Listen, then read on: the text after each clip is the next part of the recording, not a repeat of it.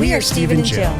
Together, we've been buying and reselling land since the 90s. Our data-centric approach leaves our buyers asking, how can you sell it so cheap? Here on the Land Academy Show, We answer that and more. I'm Stephen Jack Butala. And I'm Jill DeWit, and this is the Land Academy Show. This is episode 2089, and all week this week, all 5 days, we're going to talk about the 5 steps to flip a house without renovating it specifically in 2025. Why? Because that's what we're doing. This week, we're not talking about how you buy a parcel of land and make a ton of money in 2025. Why? Because we're not focusing on that because the market is telling us not to focus on that. Are we stopping it altogether? Heck no. Are we buying and selling land? Yep.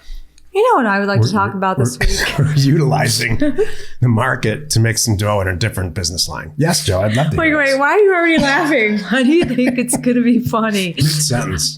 Well, I kind of thought you were done, but I didn't know that was going to go that long. No radio etiquette on this show in any way, either one of us. Talkoverjill.com. Or in life.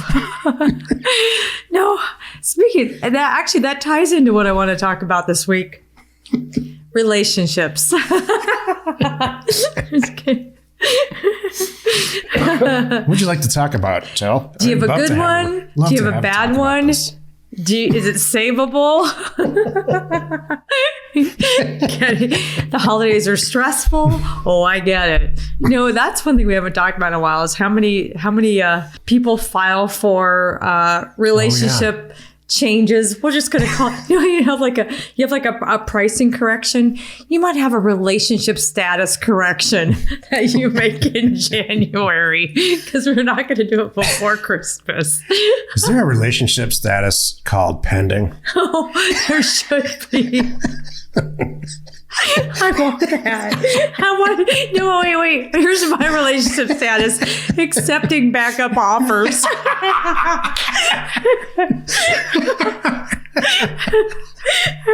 This is good. Oh, no. That's nice. I'm going to write that down. Okay, you're pending and I'm accepting backup offers. We got that. Okay. In all seriousness, what are the Facebook relationship statuses?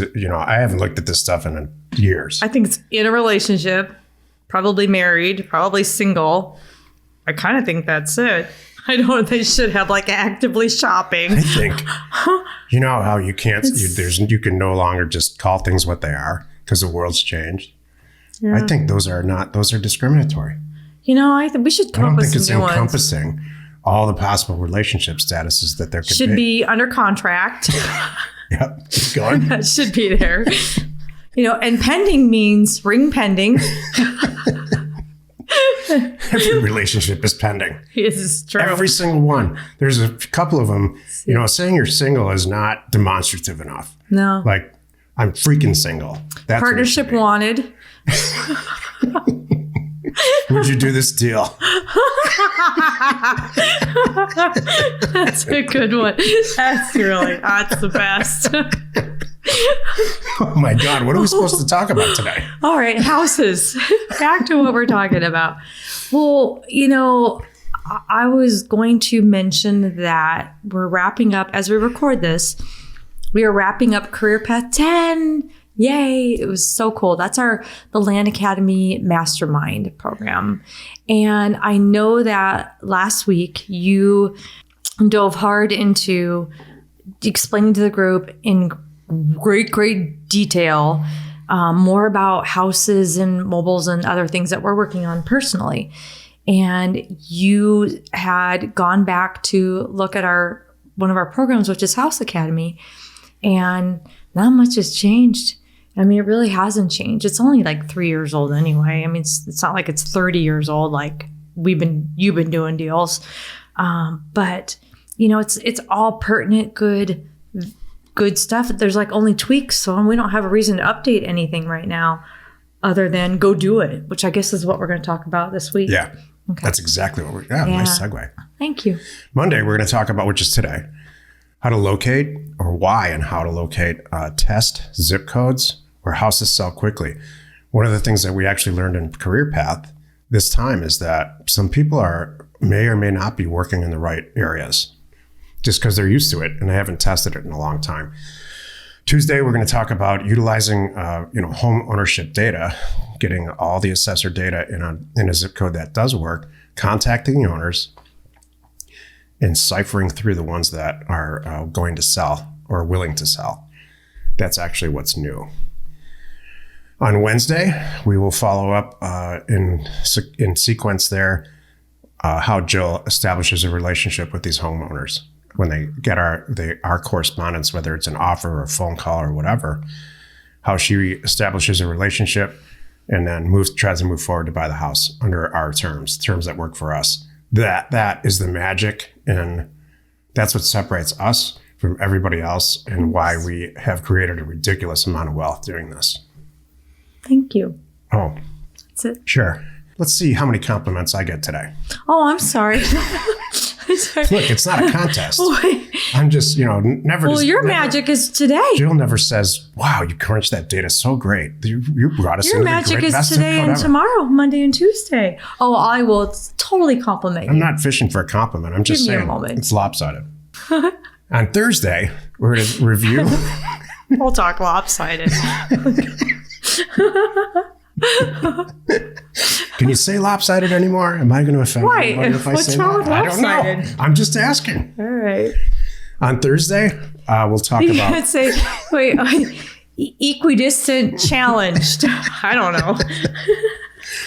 We'll talk about executing the actual acquisition and purchasing the ones that fit your criteria. It's shocking to me how many people don't actually make a decision after everything works in the deal. Yeah. They can't pull the trigger. Yeah. And then finally, Friday, we'll talk about representing the asset on the internet to sell it. That's all we do. We don't create an HGTV show out of it. We don't renovate anything. We could. There's a chance we might slap some carpet and paint in there just to make sure that we get that extra $100,000 that we're after. But anything beyond that, not going to happen. Each day on the show, we answer a question from our Land Academy member Discord forum and take a deep dive into land-related topics by your request. Okay. Ross wrote, "Hi all, a general question, but are the more experienced among you using the law of quarters, i.e. offering 25% market value as per Land Academy 3.0? My feeling is that increased competition in most markets would result in that percentage being too low. Realizing, of course, larger parcels would garner higher percent offer prices.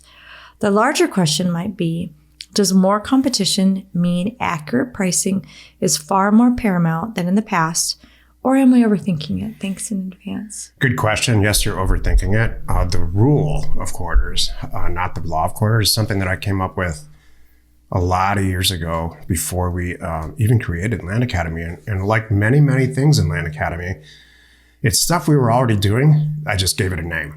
Yeah. The rule of quarters is this. You have a piece of property, any type of property that's worth $100,000 today. You go out on the internet says this thing's worth $100,000. Could be a house or land or anything. We generally offer, not as a full-blown, this is how you do it rule, about 20% to 25% of that when it goes out into the universe of offering. So you got a $100,000 property, you offer $25,000. The theory is you're going to sell it for about $50,000. And then the person who is going to either renovate it or clean it up or sell it on terms or whatever has a bunch of leeway to resell it for $75,000. So no one ever hits retail. And that's why this works so well. We are always below, way below, as it's changing hands on its way up to retail, way below that price. So, Ross, here's the deal. There are a few reasons that people respond to our inquiry about whether or not they want to sell a property. Our favorite one, and it ends up being the one that we probably 95% of the deals that we do, is they're having a life event. Yeah. And it's not about the money. And they say some sentence, it's not about the money or the price. It's timing. They say something like this: "Oh my God, your timing's perfect. I just got your letter. I opened it. We need to move to Boston. My husband got a new job." Yeah.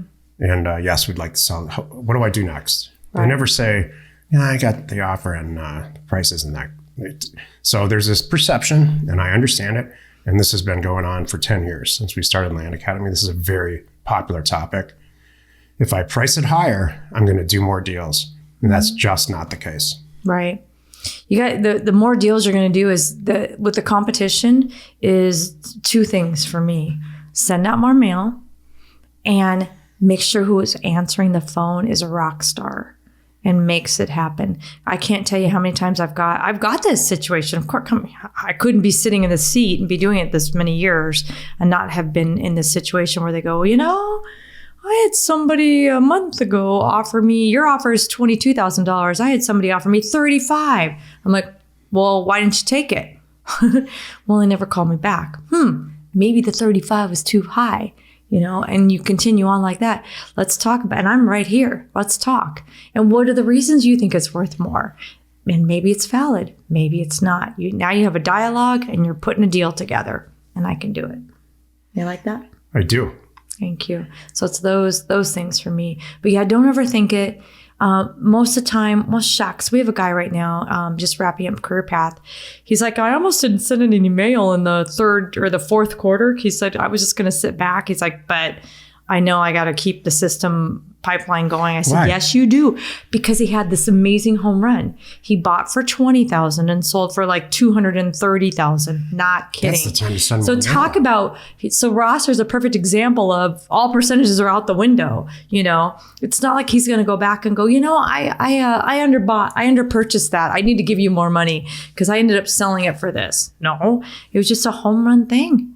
So Ross, I appreciate your question here, and we're effectively no longer talking about you because I get in trouble. Sometimes we're not talking about you. Some people email me back and say, geez, do you need to roast me that bad? I'm just asking a question. Now we're just talking about the topic. Yeah. So thank you for asking. Please don't email me. I have to follow up Oh, here. excuse me. I don't understand this sentiment because what's under, he's new, so I get it. Ross is new. This is not about him. But this obsession and lust for pricing mailers perfectly kills more careers than anything I know. Get the mail out, send it at a certain percentage, do exactly what I talk about in Land Academy 3.0. The magic happens when the person calls back and a real estate deal is created, which is what Jill's role is in this. Do you have to be Jill to be successful at this and make a ton of money like us? No. You have to be a reasonable person who enjoys talking on the phone, enjoys helping and doing transactions, and getting to know. Nurturing is a great word. Yeah. Other people. This is so much not about pricing a mailer. True. Especially with houses. They have a personal situation going on. And the more that you foster that and listen and basically act like amateur psychologist, the more deals you're going to do. True. Will you address this last question though that Ross did have, just to make sure the right information? So he's under the impression that a larger size parcel would have a higher percentage of offer price, like a 40 acre versus an infill lot. No, that's actually the reverse. That's what I want to make sure that you knew. If you look at the price per acre on a 40 acre property or all 40 acre properties and all 1 acre properties, the price per acre is going to be much, much, much higher on 1 acre properties. It's been like that since the beginning of time. Why? Because people have a certain dollar amount in their pocket while they're walking around and they can only afford X. And as things get more expensive, the car industry learned this a long time ago.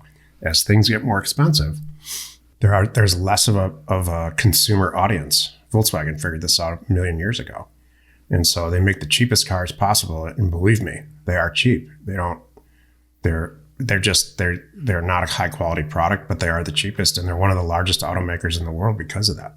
Well, I was just going to say too, the larger, it's like the bigger it goes, like your bottle case theory, it's cheaper when you buy the case. It's cheaper when you buy the two. So it's the same thing with the acreage. The price per acre goes down as the acreage goes up, period. Yep. Economies of scale come into play, but Jill's get bored already, I can tell. Lost. You'd lose me for sure. Today's topic, how to flip a house without renovation in 2025. This is step 1 of 5. Locate and test zip codes where houses sell quickly. I came up with this topic because it was very popular, as Jill mentioned, in our career path class. Career path is kind of our mastermind high-end class for people that are making a couple $1 million bucks. They want to make 10 million instead. And one of the things that I realized for multiple people in career path is that they are beating a dead horse with a market that has recently, let's say in the last 12 months, gone down in value. True. And so it has affected the velocity of trading of assets, buying and selling real estate. Why? Because there's just no raw demand any longer. In that area. There are markets in Texas that were just getting huge, significant increases in value because people were moving there from other states, namely California. Like it or not, people move out of California and they move into your neighborhood. That's just how it is. I have real strong opinions about it, like most people probably listening to the show. But we can all agree, whether you disagree or agree with that, we can all agree increased values in real estate that you own is good. And so what happened is the people, Texas is not getting the influx of out-of-towners buying real estate even in the last 6 months. Sure. So the values are going down and you're expecting your business to continue to operate the way it's operated for the last 2 or 3 years with huge success. And that's just not the case. You got to pivot. So you have to retest and test the zip codes where these houses are selling quickly.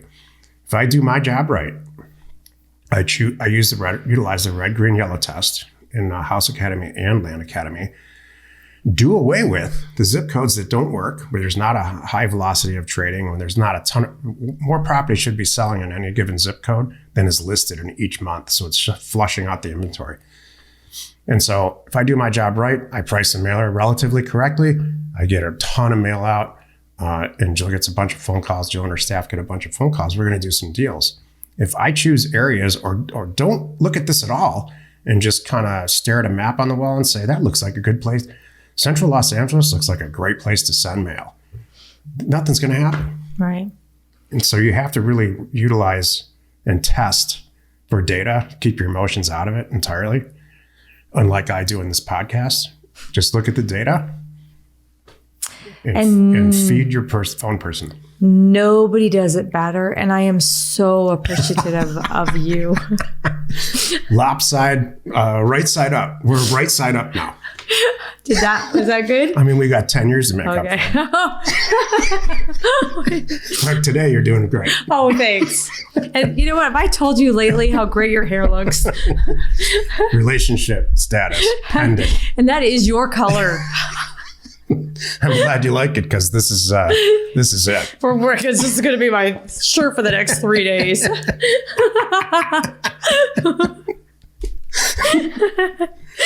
I have to tell you, right before this recording, Jill and I were the guest on a podcast that originated from India. Mm-hmm. And we talked just like we're talking now. And I don't think she knew what to do. It's true. She's like, who are these people? Is this America? Her parents don't talk like that. I'm these sure. What Americans talk like? Yeah. Yeah, that was good. She at the end half-asked us to come back and do another longer format, but I'm not sure that's going to happen. It wasn't about, look, we kind of call it the way like it is. You're listening to this show because, you probably call it like it is too. Yeah. And we don't dance around that topic of her company, whatever it was holistic.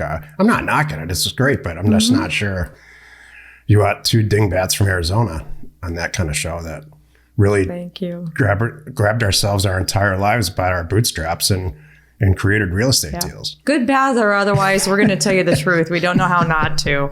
And if you're not sure, join us on a Thursday call is written all over my face. I cannot fake it and I suck at lying. If we offend you in any way, I understand.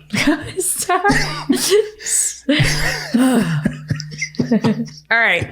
Join us tomorrow where we discuss, tomorrow is Tuesday, and step 2 of how to flip a house without renovations is utilizing home ownership data to contact owners/sellers who are going to sell us their house. You are not alone in your real estate ambition. We are Jack and Jill. Information And inspiration to buy undervalued property. We hope you find our content valuable and we appreciate your support. If you have not already, please check out our channel and hit the subscribe button. And your comments and suggestions help to create the content you're here for. Hitting the like button helps to support our channel's algorithm and gauge your interest for future shows.